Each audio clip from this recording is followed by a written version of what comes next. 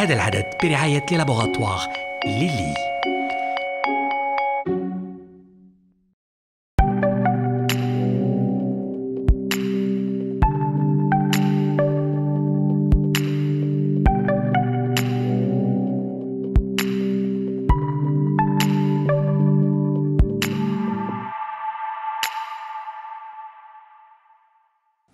Salam, si je vous dis prendre un médicament sans avis du médecin, si je vous dis prendre un traitement accessible en pharmacie sans prescription médicale, vous pensez à quoi? Réponse, automédication. C'est de cela qu'on va parler aujourd'hui. Définition la plus simple, se soigner seul avec des médicaments disponibles en pharmacie sans prescription médicale. Généralement, c'est pour des affections fréquentes, type migraine, rhume, maux de gorge, troubles digestifs, allergies ou encore douleurs. Et la liste est encore longue. Quels sont les risques, les dangers de l'automédication? Eh bien, vous avez les interactions médicamenteuses. Si vous prenez plusieurs médicaments à la fois, eh bien, l'action de l'un peut carrément modifier celle de l'autre. Les effets indésirables surviennent alors.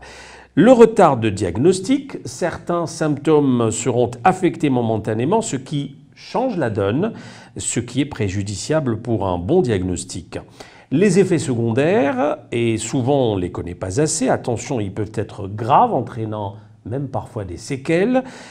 Vous avez un autre risque, la posologie, le dosage et la fréquence d'un médicament. C'est ce qui est inscrit dans la notice, certains patients croyant prendre plus de médicaments pour guérir plus vite. Et puis la durée, utiliser l'automédication sur une période longue, les symptômes persistent et vous ne consultez pas votre médecin. Ce qui est conseillé de faire, vérifiez avec votre pharmacien si ces médicaments sont adaptés à votre besoin, échangez également avec le médecin dans le cas où vous suivez un traitement médicamenteux régulier, par exemple si vous êtes malade chronique. Automédication et Covid-19, nous allons également en parler avec nos invités que je vous présenterai dans un instant. Vu l'actualité, vous imaginez bien, automédication et diabète aussi, vu que la série d'émissions qui viendra sera entièrement consacrée et principalement consacrée à cette maladie. Bienvenue à vous, marhaba.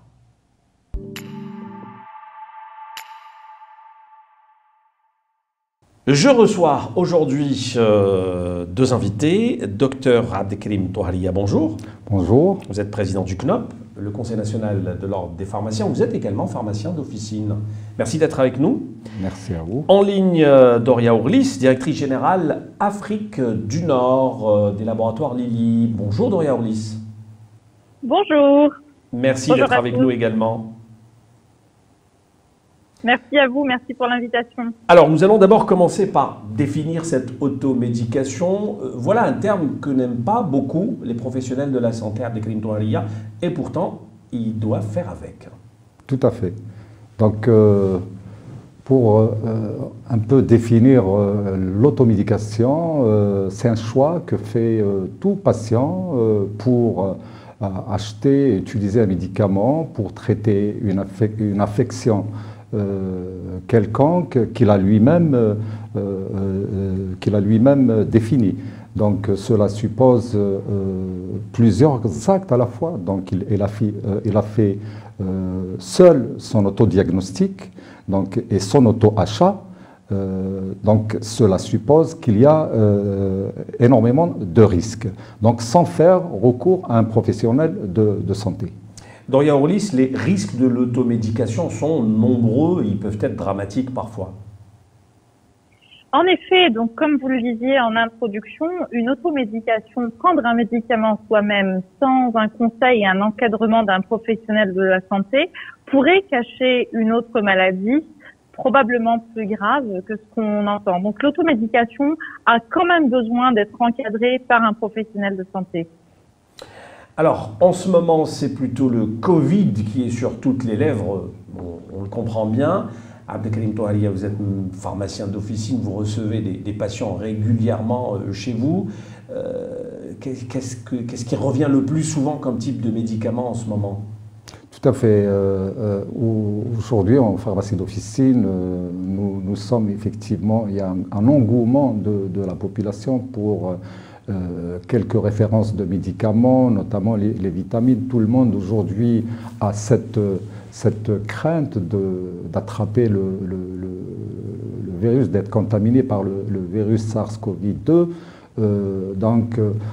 Ça parle partout dans les réseaux sociaux. On dit aujourd'hui, quand on renforce l'immunité,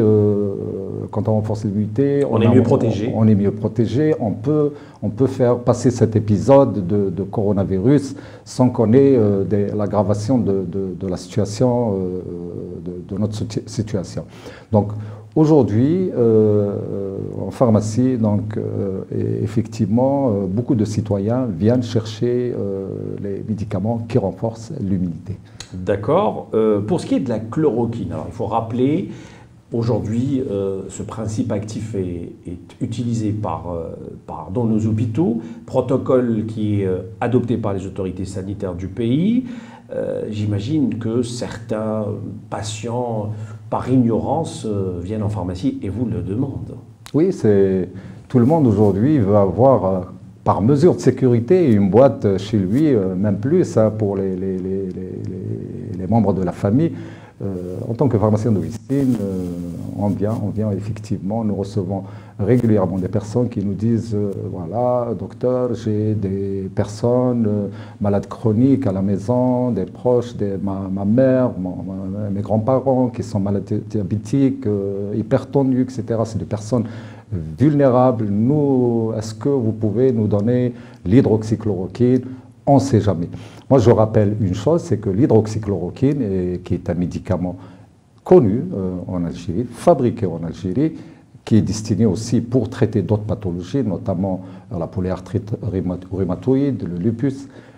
Mais ce que j'ai envie de dire aujourd'hui, c'est que l'hydroxychloroquine a été retirée, a été réquisitionnée par les autorités sanitaires au niveau de la PCH pour que ce traitement soit dispensé exclusivement en milieu hospitalier sous surveillance médicale. Très bien. Doria Ourlis, j'aimerais bien que vous expliquiez un peu la différence entre le principe de prise en charge hospitalière et la prise en charge en ambulatoire.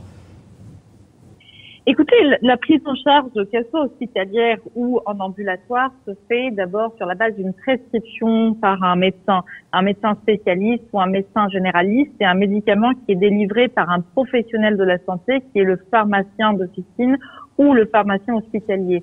Ce qui change au niveau de la prise en charge à l'hôpital, c'est le monitoring, c'est-à-dire le contrôle continu de l'état du patient. Donc, en ambulatoire, le patient est bien entendu renvoyé chez lui et continue à prendre son médicament et recontacte son professionnel de santé, en cas de besoin. À l'hôpital, les médecins sont plus disponibles, entre guillemets, et au chevet du patient, que ce soit les médecins ou les assistants médicaux, infirmiers, etc. Donc, la différence, elle est là. Elle est vraiment sur l'encadrement du patient et son suivi dans le cadre de cette prise en charge et traitement. Parfait. Alors, on arrive à cette troisième partie qui concerne l'automédication et le diabète. On a fait un petit tour d'horizon sur une définition rapide. On a fait également un petit rappel aujourd'hui de l'actualité, malheureusement, du moment marqué par le Covid-19. Le diabète, puisque c'est la série que nous allons entamer à présent. On disait l'automédication est le plus pratiquée pour parfois la bobologie, il faut le dire, maux de tête, troubles digestifs, allergies, douleurs, maux de gorge, rhume et tout le reste, migraine bien sûr. Si aujourd'hui on a le diabète, on est atteint de diabète, ça change quoi au juste? C'est vrai que l'automédication est habituellement connue et réservée pour les affections bénignes, mais nous avons une attention particulière pour les malades chroniques, pour l'aspect automédication. Donc aujourd'hui, en officine, quand on reçoit un malade chronique, notamment le malade diabétique, nous donnons les conseils les conseils et les orientations par rapport au Covid-19. D'abord, le malade chronique diabétique, nous souhaitons ne pas les recevoir. On leur déconseille de se rendre dans des lieux publics, dans des lieux où il y a des risques d'attraper le Covid-19. Donc, mais cela dit, nous, on essaye au niveau de l'officine de continuer dans l'éducation thérapeutique des malades chroniques en général et du malade diabétique en particulier, parce que c'est des malades qui sont vulnérables, c'est des malades qui, d'ailleurs, rappelez-vous, en période de grippe, les malades chroniques, on les vaccine. Pourquoi? Parce que c'est des malades qui peuvent avoir des déséquilibres de leur diabète. C'est des sujets qui sont à risque. Nous, ce que nous conseillons, notamment en matière de la glycémie, aussi ils peuvent faire des décompensations cétosiques, donc on leur demande de surveiller régulièrement leur glycémie, de surveiller aussi les corps cétoniques via la chimie des urines, et on leur conseille de bien manger, bien évidemment, de rester chez eux, à la maison, et d'éviter de rentrer en contact avec les personnes malades, avec les enfants.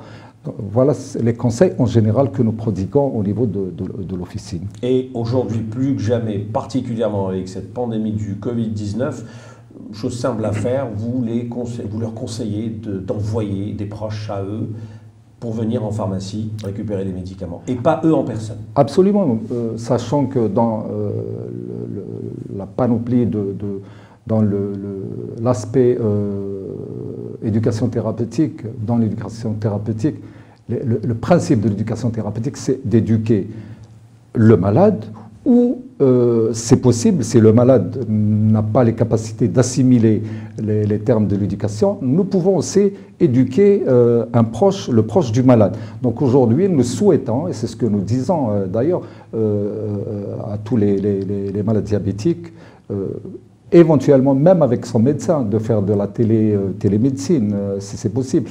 Donc nous, aujourd'hui, au niveau des officines, nous souhaitons recevoir les proches des malades chroniques et continuer à faire avec ces proches l'éducation thérapeutique. Parce que l'éducation thérapeutique, c'est un principe, c'est un ensemble de principes que nous devons édicter aux personnes et aux proches des malades ou aux malades eux-mêmes pour les accompagner à être mieux équilibrés. D'accord. Doria Hollis, aujourd'hui, il y a véritablement risque de surconsommation de médicaments, surtout lorsqu'on est diabétique. J'aimerais bien aborder avec vous rapidement l'aspect des interactions médicamenteuses. Oui, alors déjà, permettez-moi de revenir sur un point qui est le nombre important de diabétiques que nous avons en Algérie et dont plus d'1 million aujourd'hui ne sont pas équilibrés. C'est-à-dire qu'ils ont un diabète qui est insuffisamment traité ou pas convenablement traité.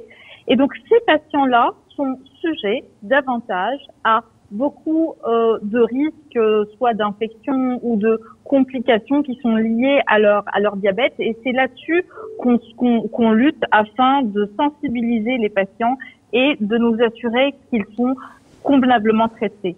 Donc, un des paramètres aussi qui s'ajoute à la prise en charge des patients, c'est l'éducation thérapeutique. Dr Touahria vient d'aborder la question, que ce soit par le médecin traitant, mais aussi par le pharmacien en officine, qui est en contact très fréquent et beaucoup plus fréquent avec les patients, que ce soit des patients diabétiques ou non diabétiques d'ailleurs.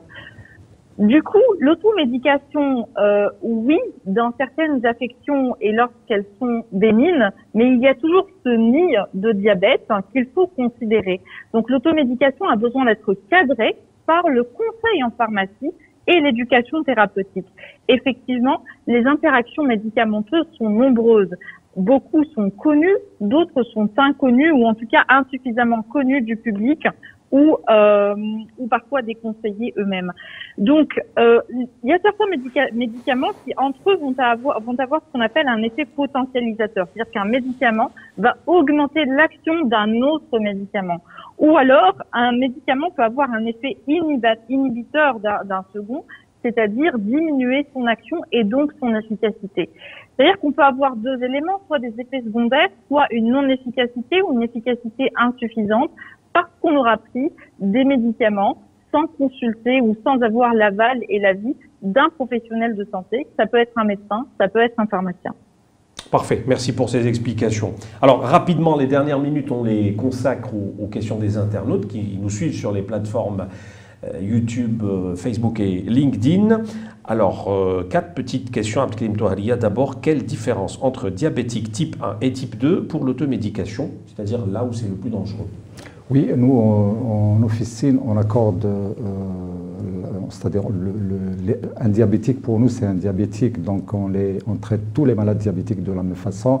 Donc l'attention particulière sur l'automédication, donc l'automédication est déconseillée pour tous les malades diabétiques, qu'ils soient type 1 ou type 2, mais nous accordons effectivement une attention particulière pour les diabétiques type 1 parce que c'est des sujets c'est des sujets à risque qui font très souvent des hypos, voire des hyper, donc ils ont des déséquilibres très très réguliers, donc on les suit de plus près.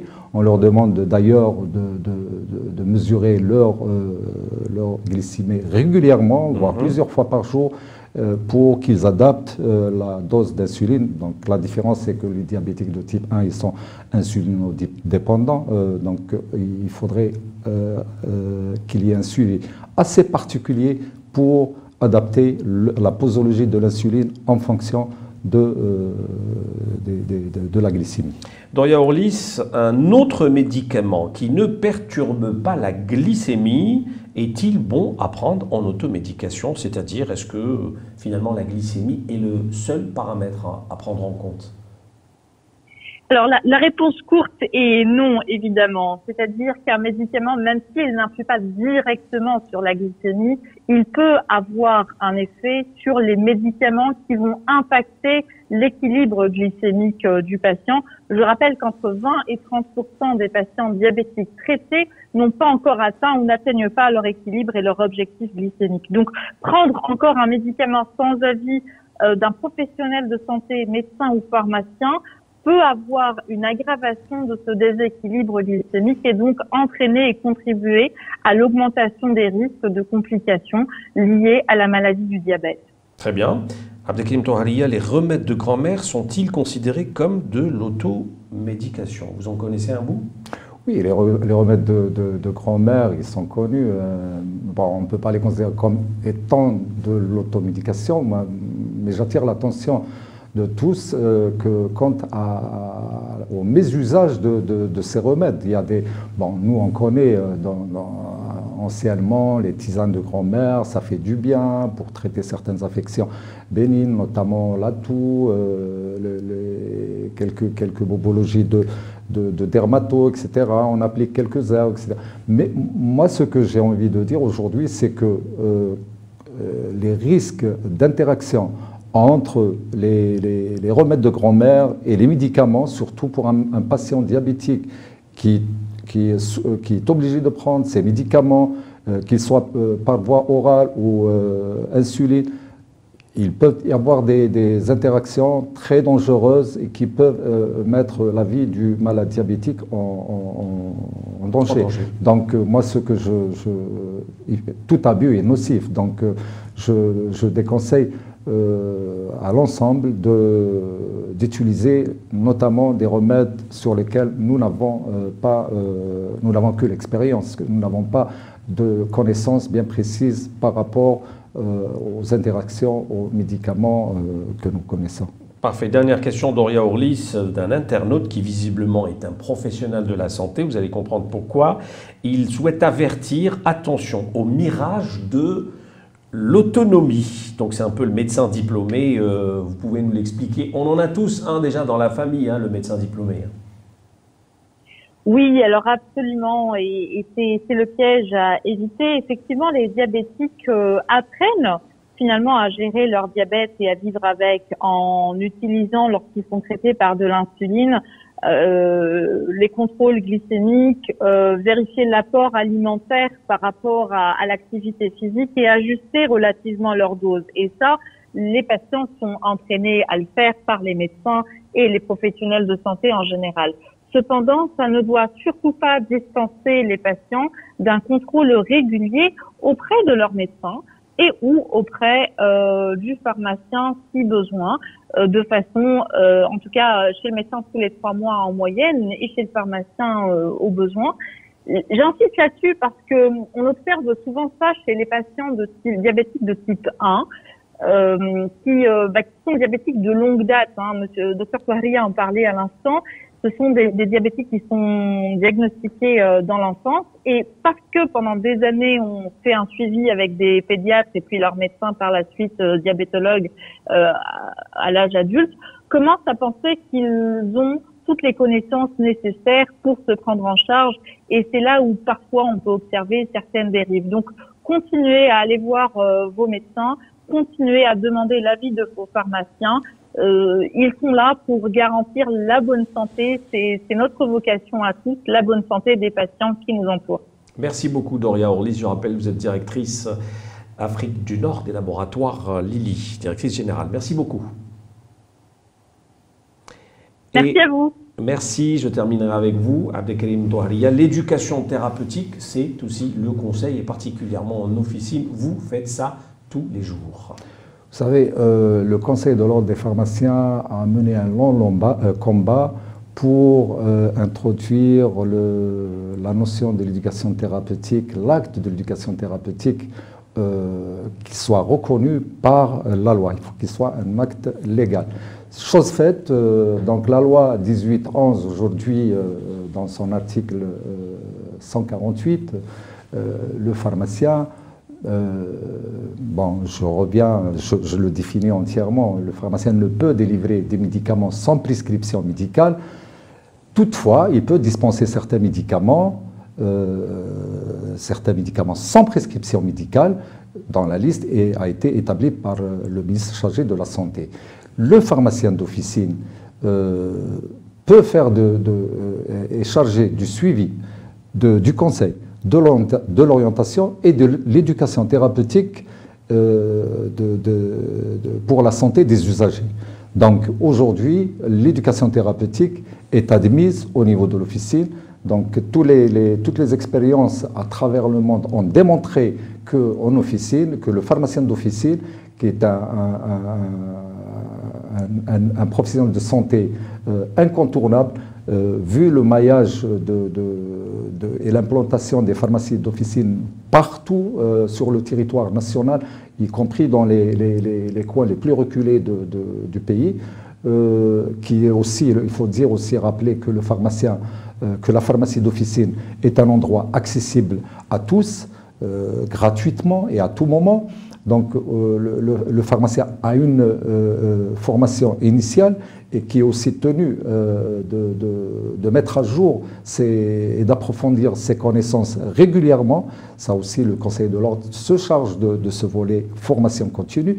Donc aujourd'hui, le pharmacien d'officine se doit d'accompagner le malade chronique d'une manière générale et notamment le malade diabétique de manière particulière. De manière particulière. Merci beaucoup d'avoir accepté notre invitation. Je vous en prie. Abdelkarim Touahria, président du CNOP, Conseil national de l'ordre des pharmaciens, et aussi pharmacien d'officine, il ne faut pas l'oublier. Merci à vous, à très bientôt, j'ai envie de vous dire, à très bientôt pour cette fois parler du Covid et du diabète. Nous allons consacrer tout le prochain numéro au coronavirus, bien sûr, et aux risques sur les personnes atteintes de diabète. Merci, salam.